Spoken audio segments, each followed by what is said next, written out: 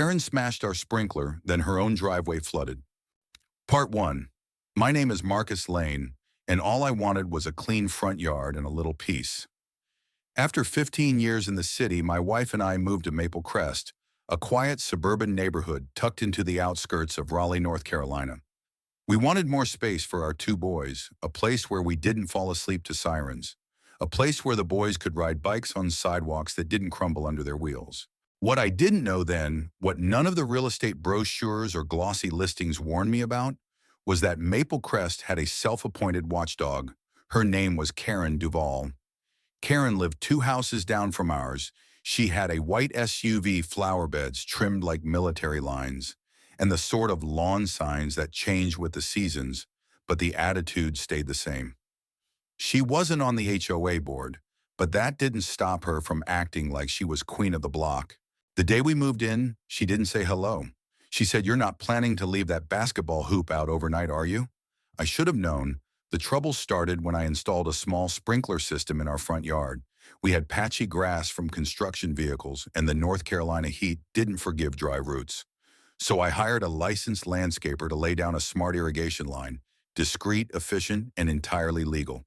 The morning the workers showed up, Karen appeared on her porch, arms crossed, sunglasses on, despite the clouds.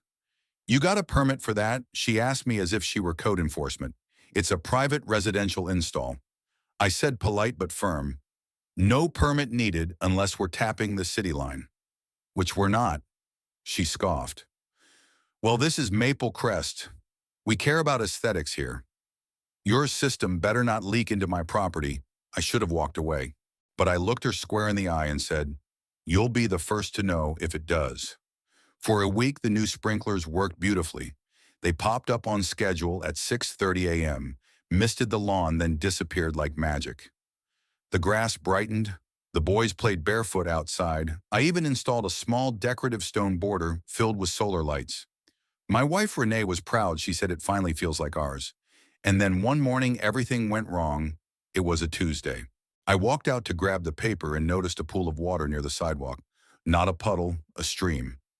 It snaked its way from our yard across the curb and into Karen's driveway. At first I thought something was leaking, but when I stepped onto the lawn I heard it, a hissing sound gurgling from beneath the mulch bed. I pulled the stones aside and saw the worst. A cracked pipe jagged and split open like it had been hit. A piece of metal rebar lay nearby, but it wasn't ours. I opened the Ring app. The camera was mounted above the garage, mostly for package theft. But I had aimed it wide after the third time someone accidentally moved our trash bins. The footage took less than a minute to find 1:47 a.m. Karen hood up, flashlight off. She crouched at the edge of our lawn holding something long and sharp. She jabbed it twice into the soil. The second time she twisted with force. Then she walked off fast, quiet. The sprinkler head popped up on its usual schedule at 6:30, and with the pipe damaged, water spewed straight into the street. Straight into Karen's sloped driveway. By 7:00 a.m., her SUV tires were halfway underwater. By 8 a.m., her entire concrete driveway was a shallow pool. And I stood at the edge of the sidewalk, coffee in hand, watching her wade out in slippers, cursing and calling someone on her phone. She didn't know I'd seen the video. Not yet, but I wasn't the only one recording.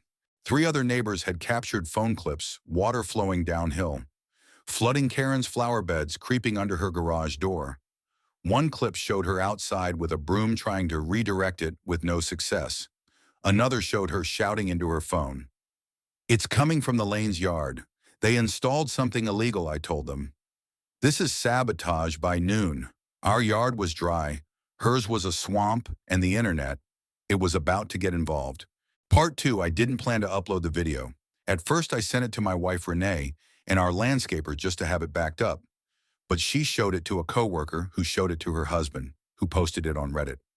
6 hours later, it had 400,000 views. By nightfall, it crossed 1-2 million. The headline was simple: "Woman destroys neighbor's sprinkler system, floods her own driveway." The comments, a wildfire of outrage. Textbook Karen behavior. "'Cause the problem," and then scream victim, "she's a danger to her neighbors." Press charges. Now this isn't just petty, it's criminal. "Didn't know karma worked this fast. This feels racial." AF. Let's be real. The internet didn't hold back, and neither did our town. The first news crew, Channel 8, showed up on our doorstep that Thursday morning. A woman in a navy blazer and white sneakers stood outside with a mic. "Mr. Lane," she asked, "would you be willing to talk about what happened with your sprinklers?" I hesitated. My instinct told me to stay quiet. Keep our heads down. Let karma run its course. But then I remembered Nia, a little girl in Renee's tutoring program, who once told my wife, "I don't think people like us belong in houses like this." So I stepped out, buttoned my shirt, and told the truth. On the record, my name is Marcus Lane. I said to the camera, and last week, our sprinkler system was intentionally vandalized by our neighbor. It caused damage, it wasted water. But more than that, it sent a message. The anchor leaned in. What kind of message? I paused. That someone like me, someone black, someone new to the neighborhood, doesn't get to improve his home without permission. By the next morning, the clip had been picked up by national outlets. Sprinkler Karen started trending. Then came the TikToks, then came the memes, then came the backlash. Karen's meltdown. Karen didn't go down quietly. First, she posted on Nextdoor, "Beware of unpermitted water systems in Maple Crest. Some new neighbors don't understand how things work here." Then she went on Facebook Live, standing on her soggy driveway, waving her arms at the mess. "It's a setup." She said, "They pointed their sprinkler at my house on purpose. They're using race to distract from the real problem: code violations." But the internet doesn't forget. Within hours, users found her Instagram comments, threads from years back, where she complained about urban noise and low-income outsiders ruining the neighborhood. Feel someone unearthed an HOA meeting clip where she argued against adding bilingual signage, claiming it would confuse the community's identity. None of it helped her case. The neighborhood splits. Maple Crest had always been quiet, but now it boiled. Some neighbors rallied to our support. They brought over flowers. One family delivered homemade cornbread with a note, "Thank you for standing up for what's right." But others, they got louder too. Anonymous letters showed up in our mailbox. "Stop turning this into a racial thing. You're dividing the neighborhood with your drama. You knew that sprinkler would cause a mess. Don't play innocent." One night, someone dumped a trash bag full of wet mulch on our driveway. We installed a second camera the next day. The HOA reacts. Karen had always claimed to be the voice of Maple Crest, even without being on the HOA. But now the actual HOA board was under pressure. A petition circulated online. "Remove Karen Duvall from all community involvement." It hit 3,000 signatures in 48 hours. The board called an emergency meeting. Hundreds showed up, more than ever before. The school gym overflowed with neighbors, media, and angry voices. Karen arrived late. She wore sunglasses indoors. Her usual smug expression was replaced with something tighter, more brittle. When given the mic, she spoke clearly. "This is character assassination. These people moved in and immediately caused chaos. I've lived here 22 years. You know me." The room went cold. Then Maria Johnson, a nurse, mother of two, and longtime resident, stood up and said, "Yes, Karen, we do know you. That's why we're finally speaking." And the room erupted in applause. The fallout. The HOA voted unanimously Karen would no longer be allowed to represent or speak on behalf of the community in any public forum. Her house was vandalized 2 days later, spray paint across the driveway. Liar, bully, fraud. We didn't condone it, but we understood the anger. Karen filed a police report, but they were already investigating her for property damage. Our landscaper submitted a formal complaint with evidence, and we filed our own civil suit for destruction of property and harassment. Her insurance company denied her flood claim after seeing the video. She was stuck with the repair costs, over $22,000, a knock on the door. That Sunday, someone knocked on our door. It was Karen. She didn't look angry. She looked lost. She held an envelope and stood stiffly like it burned her hand.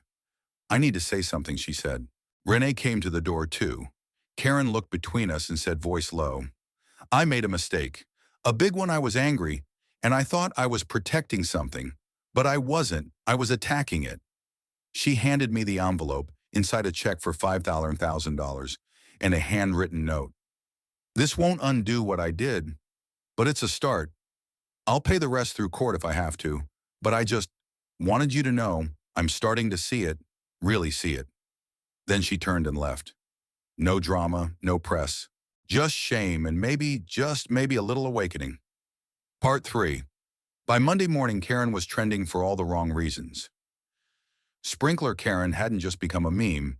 It became a case study, an example that was now being shared in legal forums, racial equity workshops, and TikTok explainers.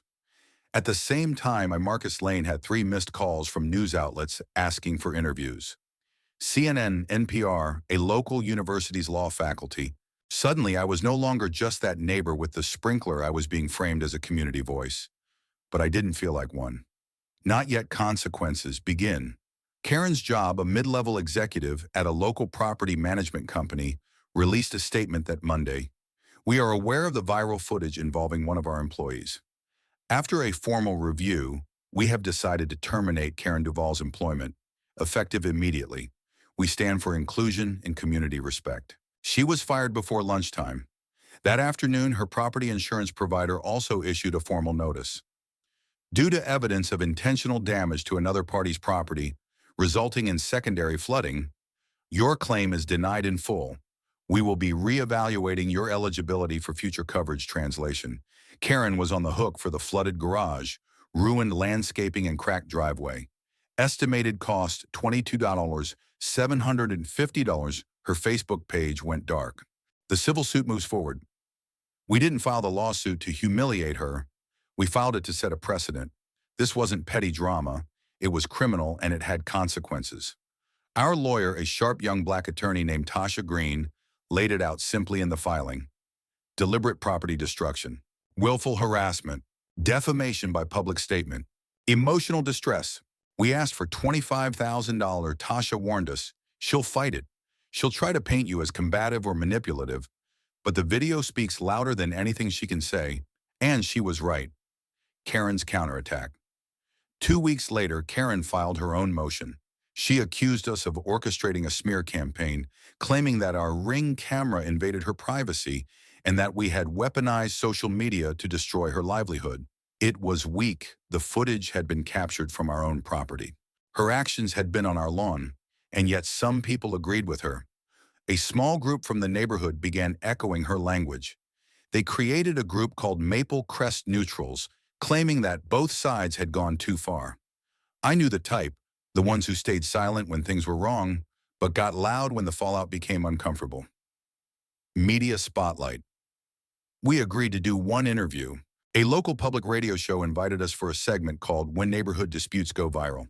Renee and I sat in a quiet studio, headphones on mics close. The host, a soft-spoken woman named Alana, asked Marcus, "What did it feel like to see your neighbor vandalize your yard and then try to spin the narrative?" I didn't sugarcoat it. It felt like being reminded once again that to some people, a black man making improvements to his own home is a threat. And when we stand up for ourselves, that's when the real aggression starts. Renee added, "We didn't bring race into this. The way she treated us brought it in. We're just telling the truth." That clip aired on a Thursday. By Friday, my inbox had over 100 messages from strangers. Some shared stories, some thanked us. One man wrote, "I grew up in a neighborhood like that. You've inspired me to call out the little things I used to ignore." The turning point. The court hearing was scheduled for early June. But something happened before that. At the next HOA meeting. Yes, we showed up this time. Karen came too. And this time she didn't try to talk. She listened, sat in the back row, took notes, didn't interrupt. And when the new community liaison, a Latina woman named Sophia, proposed an official neighborhood equity initiative, Karen raised her hand.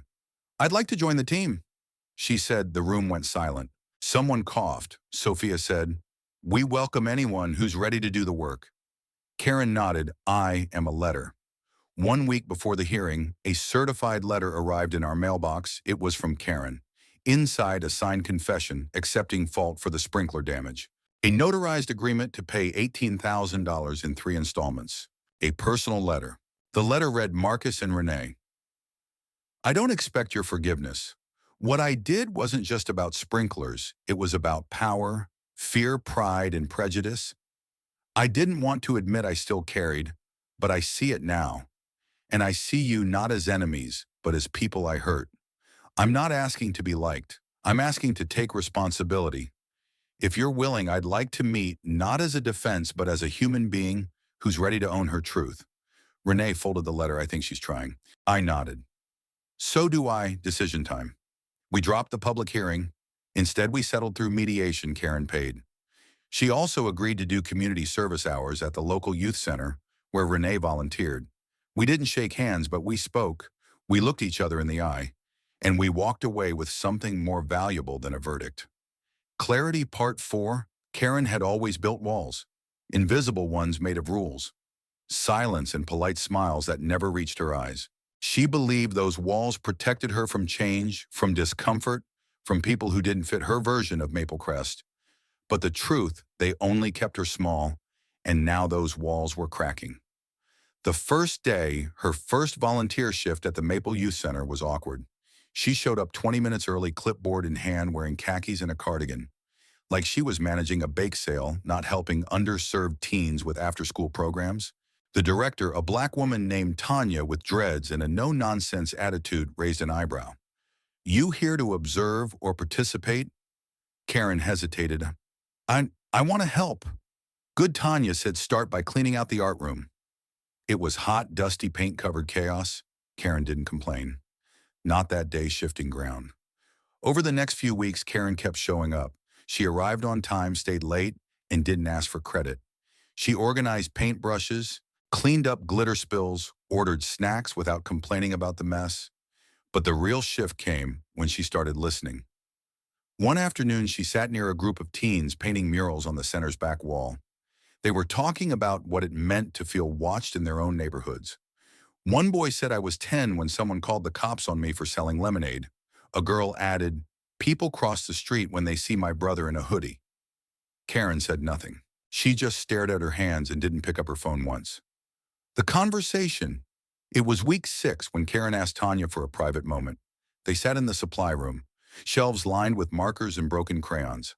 I want to say something, Karen said, voice shaking, but I don't know how to say it without sounding like I'm just trying to fix my image. Tanya leaned back. So don't talk about your image. Talk about your heart. Karen inhaled. I was afraid of the lanes. Not because they did anything wrong, but because they represented a kind of progress I didn't feel part of. I felt left behind. Tanya nodded slowly, and instead of facing that, Karen continued, I punished them for it. Silence hung heavy. Then Tanya said, that's the closest I've heard to real accountability in a long time. Across the street. Meanwhile, our family watched from a distance. Karen still lived across the street, still watered her wildflowers, still walked her dog in the early morning, still kept to herself. But every so often we saw her talking to Sophia from the HOA, or helping Maria move groceries, or waving softly awkwardly at kids she used to ignore. One afternoon, she left a potted lavender plant on our porch. No note, just a simple gesture. Renee smiled faintly. She's learning the language of repair. The wall comes down. In July, the youth center hosted a mural unveiling. The wall was bright with color, fists, flowers, birds in flight. Each brushstroke painted by a teen telling their version of freedom. Karen stood off to the side, hands clasped, eyes wide. Tanya handed her a small canvas and said, your turn.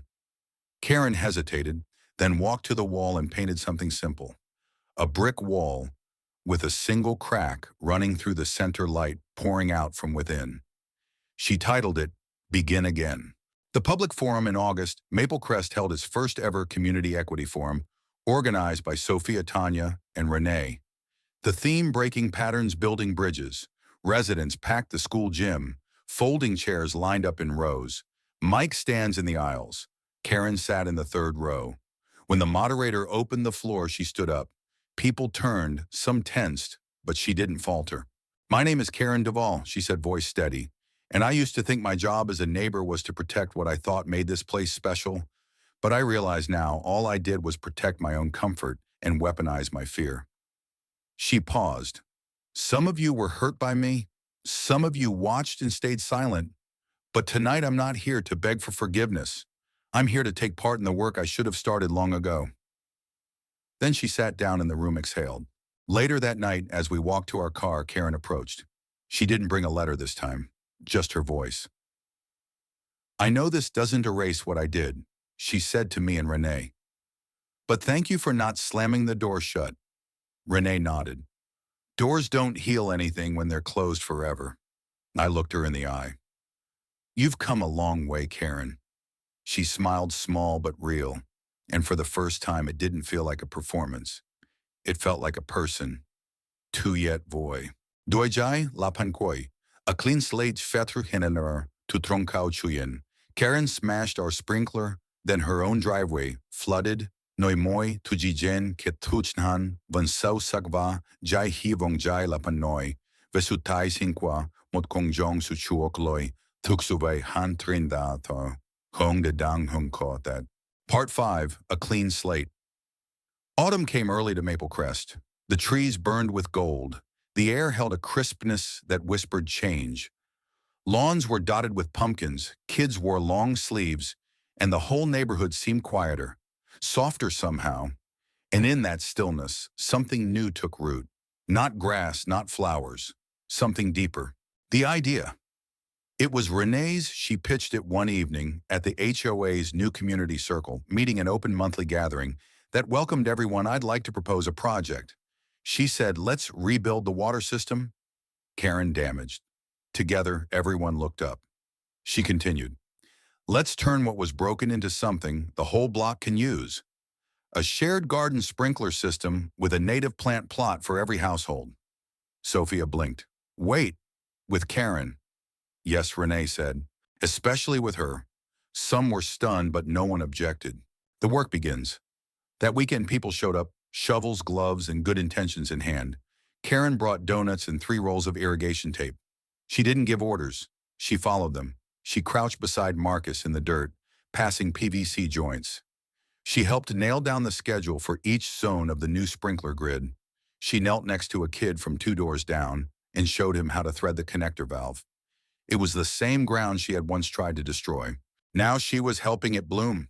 Across the fence, Marcus still watched her cautiously at first. He had every right.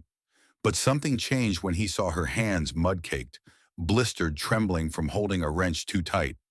That didn't look like pride anymore. It looked like penance. And when Nia ran by with a watering can and Karen moved instinctively to help her lift it, Renee just smiled quietly and whispered, that's healing. The day of the gathering, they called it New Ground Day. Neighbors came out with folding chairs and dishes to share sofrito and potato salad, cornbread and hummus lumpia, and sweet tea. It was the most diverse spread Maple Crest had ever seen. The new sprinkler system worked like magic. Each garden square misted gently, rotating like clockwork. Kids ran through it, laughing. There was music, chalk drawings on driveways, sidewalk poems, and at the center of it all, the community tile wall made of repurposed bricks from Karen's broken driveway. Each family got one tile to decorate however they wished. Some drew flowers, others wrote names. Nia wrote, even cracks can hold new things. Karen's tile. Karen stood quietly by her tile for a long time. It was blank. Then with a trembling hand, she picked up a brush. She painted a single word in blue. Repair. Not sorry, not justice. Just the things she knew she had to keep doing every day. She stepped back, looked around, and for the first time in over a year, she didn't feel like a ghost in her own neighborhood. She felt present and welcomed. A conversation at sunset. Later that evening, Marcus found Karen sitting at the edge of the new flower bed, wiping her hands with a rag. He sat down beside her. No cameras, no witnesses, just 2 people who had once been enemies, now looking at the same garden. You know, Marcus said, for a long time, I didn't think you were capable of this. Karen nodded slowly. I didn't either. He tilted his head. So what changed? Karen stared into the soil. You did, not just by fighting back, but by staying. You stayed kind. You stayed real. I think that's what cracked me. He smiled faintly. Well, cracked things can still be useful. They sat in silence for a while. 1 year later, the story of Maple Crest made the rounds again, this time in a different light. Not as a scandal, but as a model. A college invited Marcus and Renee to speak on restorative justice. The city used their community garden as a case study for neighborhood repair. And Karen, she quietly joined a racial equity workshop as a student, not a speaker. She listened. She kept showing up at the youth center. Kids no longer whispered about her.